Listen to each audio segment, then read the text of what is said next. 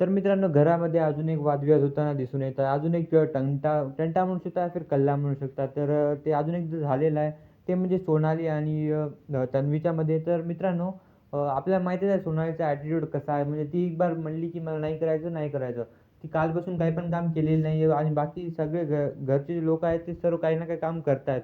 त्या त्याच मुद्द्यावर जे तन्वीने पॉइंट उचलला, जे की खूप सारा व्हॅलिड पॉइंट होता. आणि म्हटलं, "तू तू जर अशा ॲटिट्यूडमध्ये जगायचं असेल, तर तुला या घरामध्ये राहण्याचा हक्क पण नाही आहे. तुला काही ना काही शिक्षा त्यासाठी भोगावी लागणार आहे." त्यासाठी तन्वी बोलली, "हे तुझं घर नाही आहे आणि मला जे करू वाटेल ते मी करेल. ते तू नाही सांगणार की मला काय करायचं आणि मी काम नाही करणार. जे करायचं ते करून घे." असं असं जे सोनालीचं बोलणं होतं. तन्वी म्हणली, "प्रिन्सेस ट्रीटमेंट तर मला पण येते, पण मला पण पाहिजे असते. पण मी तर काम करते ना, इथं सगळेजण काम करतात, तुला पण करावं लागणार. अशाने तू नाही टिकणार जास्त दिवस." असं बोलल्यानंतर जे सोनाली आणि तन्वीमध्ये असं वादविवाद होत होता.